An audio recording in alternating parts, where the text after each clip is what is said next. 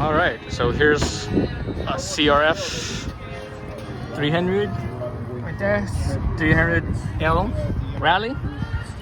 So it's my new bike. I'm here at Hollister Power Sports. This is the place where I bought my my Trail 125 and my CB 300R and my Monkey and my Elite 110. They have good, they have fair prices. They don't charge all these bullshit fees. So yeah, so this bike, I got lucky on it. I wasn't actively looking for this bike. I was just one day, because I do this probably like every couple of weeks. I just on browsing for this bike or that bike or whatever, because I'm always trying to,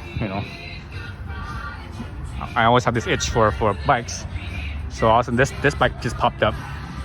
So I called them. I'm like, oh, blah blah blah. I want to buy the bike, blah blah blah. Actually, no, I didn't call them. I actually just came in because they had this bike on their website as a new inventory. But so I came in and the sales guys are like, what are you talking about? We don't have that bike. Yeah, I'm like, yeah, no, I saw it on your website. It says new inventory, blah blah blah. So we looked it up and oh yeah, we have it coming in. It's gonna be here in a week. So I'm like, okay, here's my money. So I basically just paid for the whole thing up front.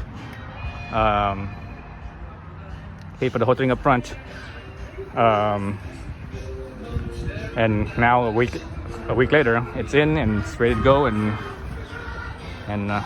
it's maiden voyage. So I have a 45-mile ride back home. So I'm gonna do that. So I'm gonna take it easy, take it to back roads. So yeah, so this is it. So that's the initial look. I'll do another look over when I get home, because I might be violating the YouTube with the music they're blaring here at the dealership. Anyways, I'll see you guys in a few seconds. All right, just got home, so welcome back. Let's see how many miles did it take. So when I hopped on, this thing had 4 miles, so now it has 50 miles. So my ride home was 46 miles. Average miles per gallon 70. That's pretty good. I was taking it easy. Right, let's see what else does this thing have. I didn't even check what options this had. How many gallons I used, I believe, or how many gallons I used, how many gallons I have left. I think that's how many gallons I used. Average miles per hour,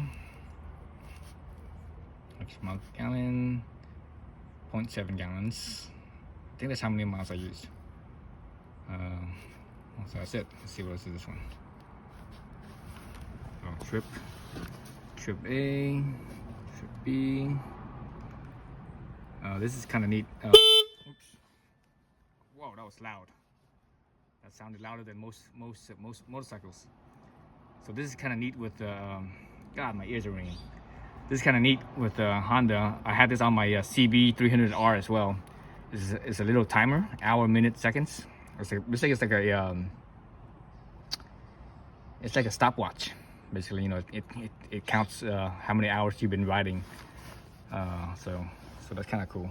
I never used it, but it's just still kind of neat to have. If you, like, for example, you were to take a trip or go wherever and you wanted to see exactly how much time it took you. There you go. Let's see what else this thing have. So total miles, trip A, trip B, and the timer is it. Okay, so let's leave that total miles. Obviously the gear indicator. I don't think the CB 300R had this. So this is, this display over here, so I think this is the same display as the 300R. But the 300R didn't have this. Maybe the newer one might have it. I'm not sure. But the one I had was in 2019. So it didn't have an indicator. But it did have a right here in the center light right here. That's the shift indicator. So I had that. You can actually adjust that as well. Let's see. So here's the ABS off. So that's for the rear wheel. The front wheel will always have ABS on. Let's look at the light real quick. So these are So right now the right side is on. Yeah, right side's on. So that's the low beam. So that's the high beam. Turn this off. Where's the key? There it goes off. So this is interesting. I think because this is obviously the U.S. market bike. The U.S. market bike looks like it has regular incandescent turn signal with the bulbs. So I think that they did that for cost savings instead of using the LEDs. I think the other market, like European and stuff like that, they have the LEDs. And the funny thing is, people are like, oh, LED this, LED that. The reality is, I rather have the old-fashioned bulb, because this right here is a lot cheaper to fix and replace if need be. You know, a black bulb burns out. You know, it only costs a couple of bucks for a new bulb. Whereas the LED, something happens to it, you know, you got to replace the whole thing. You can't there's nothing to replace. You have to replace the whole entire thing, right? But also, if you've dropped the bike or something and this breaks, this is cheaper than the LED light, because the LED, you know, it's a lot more complicated, right? It has all the circuitry and all that stuff in there. So I prefer this. Headlight, obviously LED for the high beam and low beam. And this is funny. This look right here, this is sort of, I guess this sort of imitates the BMW GS, where it has like a smaller light and a bigger light. But what this reminds me of is King Hippo. You know, back in the 80s, Tyson's Punch-Out, right, on the Nintendo.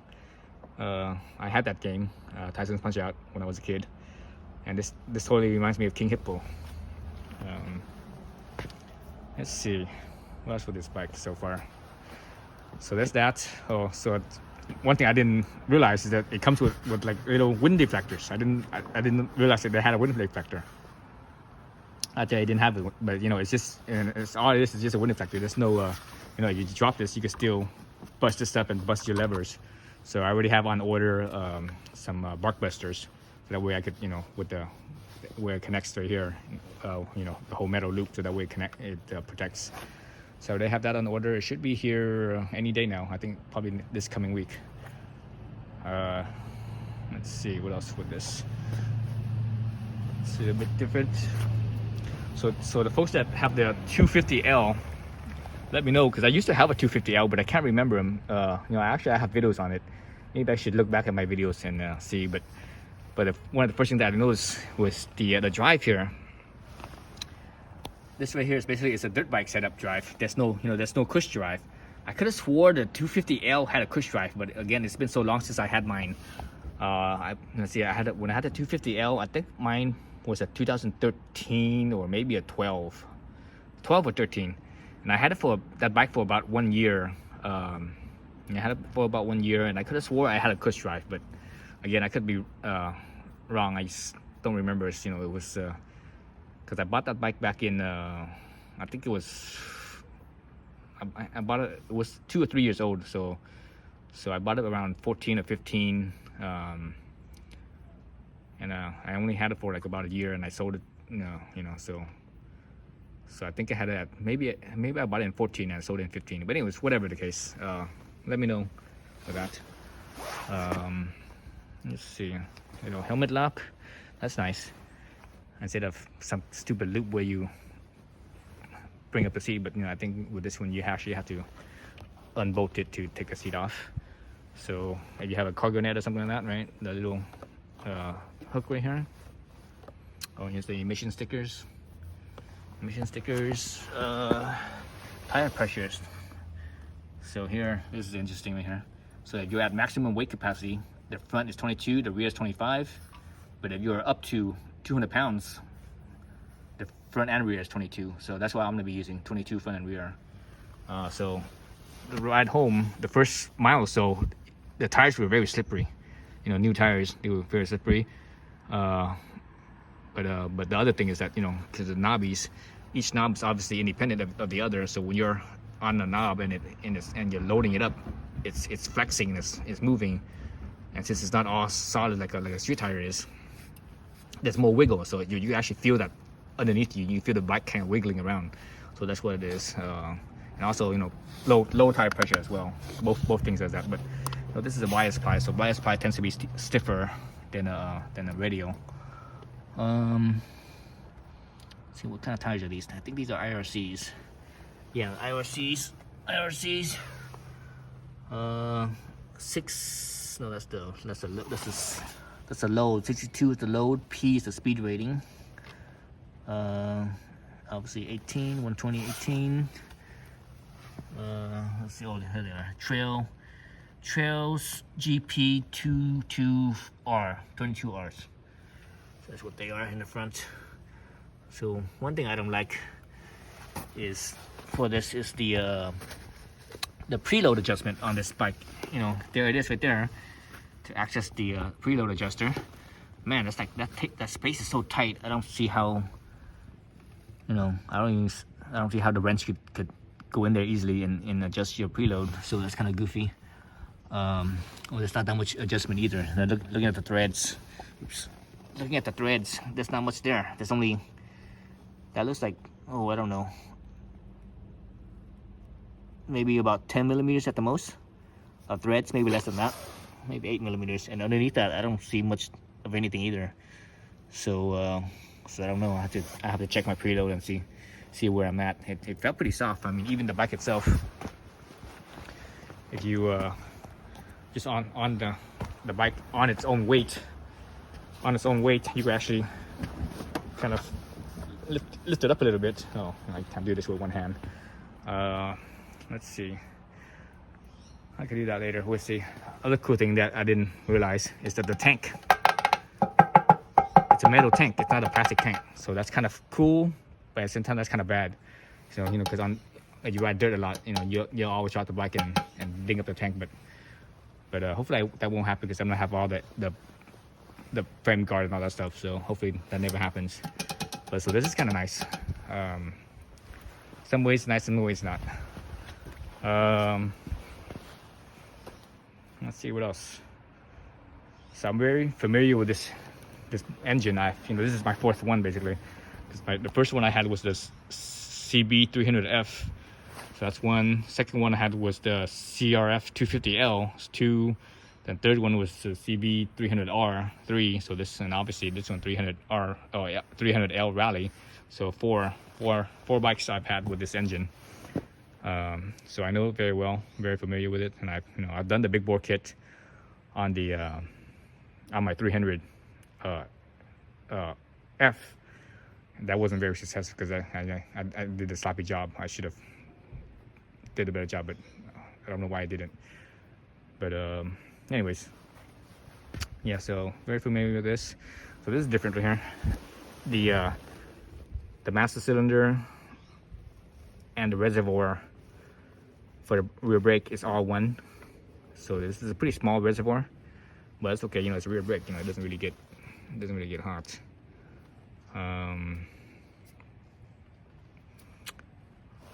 Let's see what else with this thing. So lots of plastic, obviously. All the plastic adds weight, but makes it a little bit more aerodynamic. And this opening in here, this opening is big enough. This opening in here is big enough where, you know, air will flow all in around the engine. So a lot of people are, oh, you know, all the plastic covers up the engine and it runs a little bit hotter. But realistically, I don't think it will, because that's a lot of opening, you know, and this is sort of like a parachute. So air will funnel into the air, and I think it'll be fine in that regards. Obviously you can see some dirt already, you know, riding home.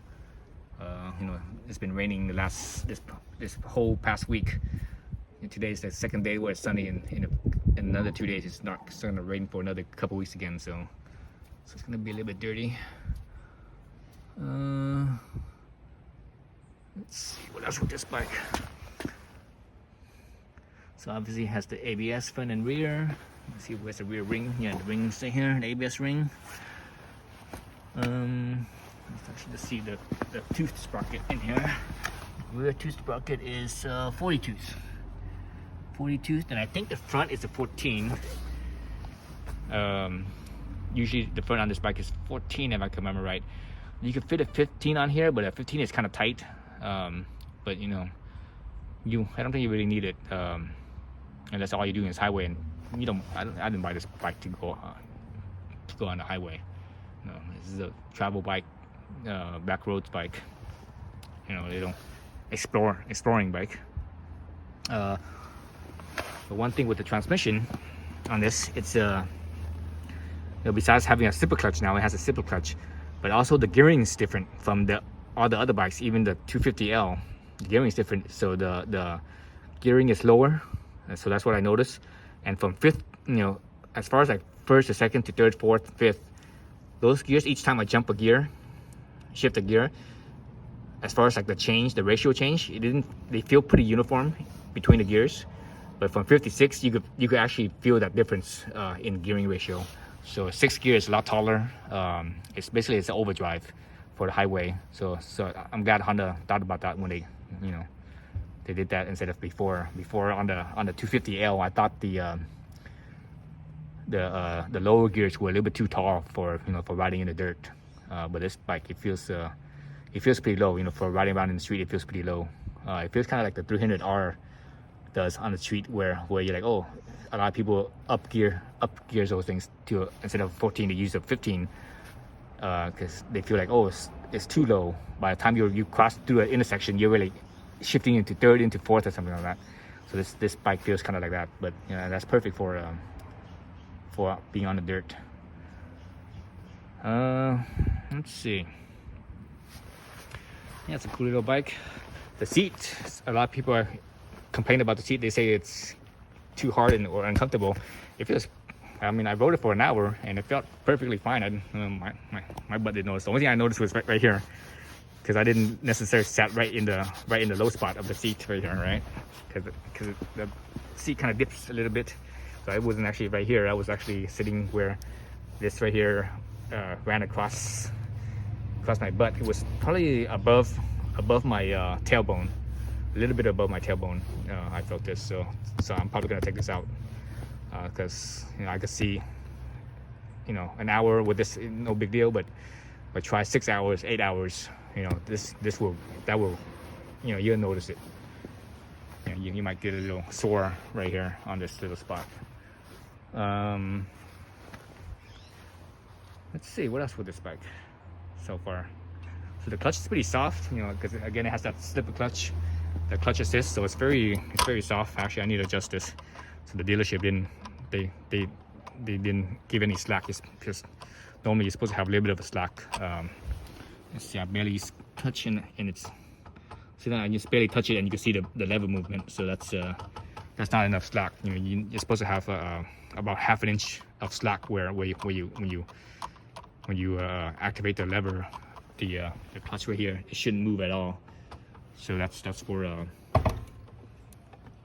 for when you turn, because when you turn the handlebars, it will change the slack on the lever. So that's the reason why you need that. So I need to adjust that. So besides that, everything I think feels pretty good. I even like the mirrors. The mirror works really well too. It's a nice mirror. It's a sharp looking mirror. It's definitely sharper looking than the CB300R mirror. Even though they almost look the same, but I think it's something about it. It just looks a little sharper. They're nicer.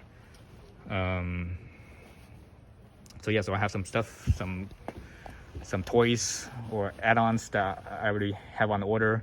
I actually already got the skid plate for this bike, so I have that in the garage. I'm waiting for the frame guard, the frame cage. So that's on back order. I won't get it until like another month or so, I'm thinking. And waiting for the rear rack. I have a rear rack. I'm not sure what type of luggage system I'm gonna do. I have some dry bags, and I'm probably gonna use that, just dry bags, and just drape it over this for for when I take on a road trip and such. I don't think I'm gonna spend money on those nice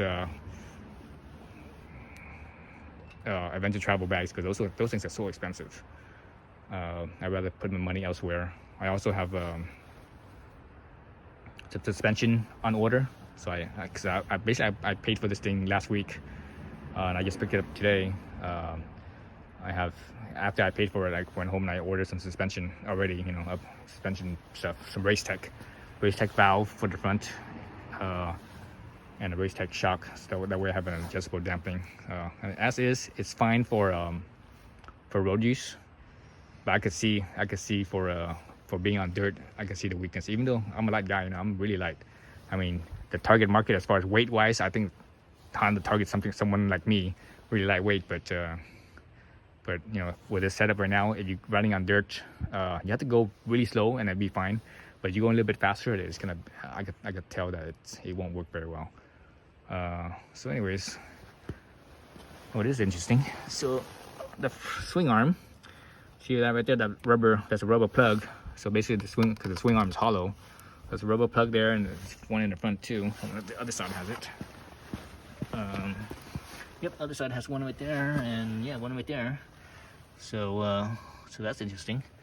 That's kind of how you have access to the internal of the swing arm. I mean, I don't see why you would need to do that, but for whatever reason, if you do, I don't know, maybe if you need to clear out some water or something like that.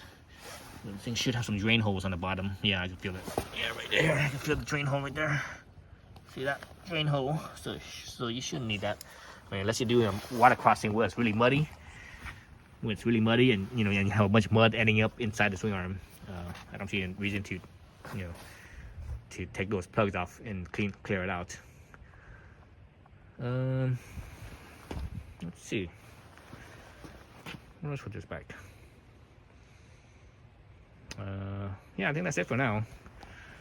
So what I'm gonna do, let's see, it has 50 miles. What I'm gonna do is I'm actually gonna change the oil right now. I'm gonna leave the oil filter. That's fine. I'm just gonna change the oil. This is sort of a habit that I have. Every time I buy a brand new bike, I always change the oil, usually within the first 20 miles, but it took me 46 miles to get home, so from the dealership. So I'm gonna change the oil. Then I won't again until probably the 600 miles or so, or maybe probably around 500-600 miles, and then I change it again. But anyways, yeah. All right, thanks for watching.